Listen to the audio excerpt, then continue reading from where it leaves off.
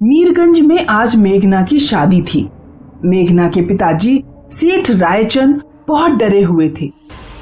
रायचंद के दोस्त राघव गुप्ता रायचंद के घर पहुंचते हैं। अरे रायचंद, ये किस तरह की शादी हो रही है गांव में? बिल्कुल सन्नाटा है, कोई रौनक नहीं है। दोस्त क्या बताऊं, इस गांव में कटे हाथों वाली चुड़ैल का साया है। कटे हाथों वाली चुड़ैल? पिछले कई सालों से जब भी गांव में किसी लड़की की शादी होती है तो वो चुड़ैल गांव में आती है और दुल्हन के हाथ काट कर ले जाती है। अच्छा, तो ये बात है, तभी तुम गांव के लोग इतना डरे हुए हो। लेकिन तुम चिंता मत करो, मैं एक साइकियाट्रिस्ट हूं। मैं भूतों के बहुत से केस हैंडल कर चुका हूं। तभी अचानक से मेघना दौड़ते हुए आती है। क्या हुआ बेटी, इतनी घबराई हुई क्यों हो? पापा जल्दी चलिए, चुड़ैल अपने पैरों से हमारे टॉमी का गला घोट रही है। रायचंद, मिस्टर गुप्ता और मेघना दौड़कर जाते हैं। तब तक चुड़ैल टॉमी को मारकर जा चुकी होती है। तीनों बहुत दूर एक घर में चुड़ैल को घुसते हुए देखते हैं। यहाँ चुड़ैल की एक झलक दिखाई देती है। रायचंद और गुप्ता चुड़ैल का पीछा करते हुए उस घर में पहुंचते हैं, लेकिन चुड़ैल उस घर के सारे लोगों को भी मार चुकी होती है। घर की फर्श पर सारे लोगों की लाशें पड़ी होती हैं। कटे हाथों वाली चुड़ैल रायचंद्र और गुप्ता के सामने आती है। आओ मीरचंद के जालिमों, इस गांव में जिस लड़की की भी शादी होगी उसे अपने हाथों की बलि देनी पड़ेगी। आज तुम्हारी लड़की की बारी है रायचंद्र। लेकिन क्यों? तभी अचानक चुड़ैल गायब हो जाती है और बाहर से मेघना की चीखने की आवाज आती है। पापा बचाओ, बचाओ! रायचंद्र और गुप्ता बाहर भागते हैं। जब तक वे दोनों मेघना के पास पहुंचते हैं, चुड़ैल मेघना के दोनों हाथ काटकर ले जा चुकी होती है। रायचंद्र रोने लगता है। मेरी बेटी, वो जालिम चुड़ैल मेरी बेटी के दोनों हाथ ले गई। कोई गांव वाला बचाने नहीं आया। भगवान, ये तूने क्या किया? तभी गुप्ता की नजर धरती पर पड़े एक फटे हुए कपड़े पर पड़ती है। रायचंद, रोना बंद करो। ये देखो, चुड़ैल की साड़ी का कपड़ा लगता है। ये किसी चीज से फंसकर फट गया है। तो अगर किसी चुड़ैल के कपड़े में हनुमान की मूर्ति लपेट कर रख दो तो उसे अपने काबू में किया जा सकता है। तुम अपने घर से एक हनुमान की छोटी मूर्ति ले आओ, हो सकता है तुम्हारी बेटी के हाथ वापस मिल जाए। मिस्टर गुप्ता चुड़ैल के कपड़े में जैसे ही हनुमान की मूर्ति लपेटते हैं, वैसे ही चुड़ैल की रो रोकर चिल्लाने की आवाज आने लगती है।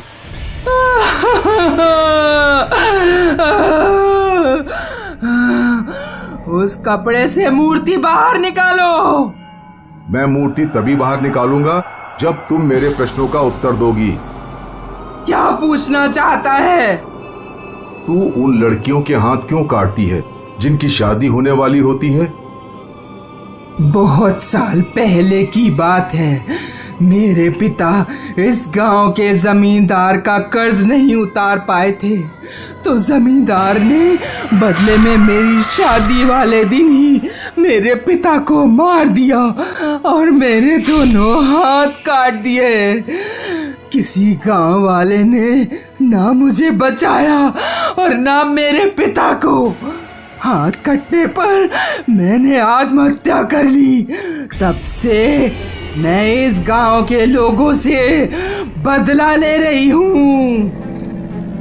तुम्हारे साथ जो भी हुआ, हमें उसका बहुत अफसोस है। हम गांव वाले उस जमींदार को फांसी की सजा दिलवाएंगे, लेकिन तुम इन निर्दोष लोगों को सताना बंद करो। किसी ने तुम्हारे साथ गलत किया तो क्या तुम भी दूसरों के साथ गलत करोगी? इस तरह तो ये दुनिया नरक बन जाएगी। गुप्ता की बात सुनकर चुड़ैल थोड़ी नर्म पड़ जाती है। मैं सभी गांव वालों की तरफ से माफी मांगता हूँ। मेरी बेटी के हाथ लौटा दो। चुड़ैल रायचंद्र की बेटी के कटे हुए हाथ ठीक कर देती है। गांव वाले मिलकर गांव के जमींदार को फांसी की सजा दिलवाते हैं। फिर चुड़ैल हमेशा के लिए गांव छोड़कर चली जाती है। अबीला की नई नई शादी हुई थी। उसने अपने ससुराल में देखा कि रात के 11 बजे के बाद अगर किसी को घर के बाहर जाना पड़ता तो वो बैसाखियों के सहारे जाता। गांव के सभी घरों में बैसाखियां थीं। अबीला ने अपने पति मनोहर से पूछा, पैर सही सलामत होने पर भी गांव के लोग रात में बैसाखियों का इस्तेमाल क्यों करते हैं? रात में 11 बजे के बाद गांव में कटे पैरों वाली भूतनी घूमती है। भूतनी बैसाखियों से चलने वालों को कोई नुकसान नहीं पहुंचाती, लेकिन अगर उसके सामने कोई ऐसा आदमी पड़ जाए जो अपने पैरों से चल रहा हो तो भूतनी को अपने कटे हुए पैरों की याद आ जाती है। वो रोने लगती है और फिर अपने पैने दांतों से उस आदमी के पैर भी काट देती है। इसलिए रात में बिना बैसाखियों के भूत से भी बाहर न जाना। रात के समय एक लड़का गांव की सुनसान सड़क पर बैसाखियों के सहारे चल रहा है। एक तो दिन भर काम करो, फिर इन बैसाखियों के सहारे घर लौटो। इस तरह घर पहुंचने में ही घंटे भर से ज्यादा लग जाता है। हटाओ, आज इन बैसाखियों को फेंक ही देता हूँ। लड़का बैसाखी को फेंक देता है और पैदल चलने लगता है। तभी चुड़ैल वहाँ आती है। चुड़ैल लड़के को पैदल चलता देख बुरी तरह रोने लगती है। अबीला और मनोहर सो रहे थे तो कोई उनका दरवाजा खटखटाता है। दरवाजा खोलो जल्दी, मनोहर। मनोहर दरवाजा खोलता है। क्या हो गया चाची? चुड़ैल मेरे बेटे के पैर काट कर ले गई। वो पुराने कुएं की तरफ गई है। कोई गांव वाला डर के मारे मदद के लिए घर से बाहर नहीं आ रहा। कोई कुछ तो करो, मेरा बेटा लंगड़ा हो गया। मनोहर तुरंत बैसाखियां उठाता है और बैसाखियों के सहारे तेजी से पुराने कुएं की तरफ जाता है। मनोहर को काफी दूर चलने पर चुड़ैल पैर ले जाते हुए दिखाई देते हैं। जब तक वो पुराने कुएं पर पहुंचता है, भूतनी गायब हो चुकी थी। एक दिन अबीला की बहन गरिमा अबीला के घर घूमने आती है। हाय दीदी, कैसी हो? मैं अच्छी हूँ, तू बता, तेरी पढ़ाई लिखाई तो ठीक चल रही है? हाँ दीदी, इस बार मैंने फिर से कॉलेज में टॉप किया है। गरिमा की नजर घर पर रखी बैसाखी के ऊपर पड़ती है। दीदी, तुम्हारे घर में बैसाखियाँ कौन इस्तेमाल करता है? अबीला गरिमा को भूतनी के बारे में बताती है। मतलब गांव में एक भूतनी है जिसके पैर कटे हुए हैं, और अगर वो बिना बैसाखियों के किसी को देख ले तो वो अपने दांतों से उसके पैर भी काट देती है। अच्छा मजाक है। ये मजाक नहीं है। अभी कुछ दिन पहले ही भूतनी एक लड़के की टांगे काट कर ले गई थी। मैं पढ़ी लिखी हूँ, गांव वालों ने झूठी कहानियाँ बनाकर तुम्हें डराया है। मुझे पता है वो अपने मनोरंजन के लिए ऐसा करते होंगे, लेकिन मैं इन कहानियों से नहीं डरने वाली। मैं रात में बिना बैसाखियों के घूमूंगी। देखती हूँ वो भूतनी मेरे पास आती है या नहीं।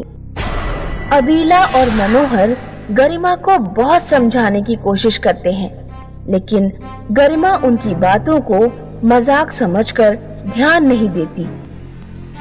एक रात करीब 12 बजे वो खिड़की से कूदकर गांव में घूमने लगती है। भूतनी भी उसी समय गांव में घूम रही थी। भूतनी जब गरिमा को अपने पैरों पर चलता देखती है तो अपने कटे पैर देखकर रोने लगती है। उस जालिम शामनाथ ने मेरे पैर काट डाले। भूतनी अपने नुकीले दांतों से गरिमा के पैर चबाकर काट देती है और गायब हो जाती है। सुबह गांव का एक आदमी अबीला के घर आकर खबर देता है कि उसकी बहन चौराहे पर बेहोश पड़ी है।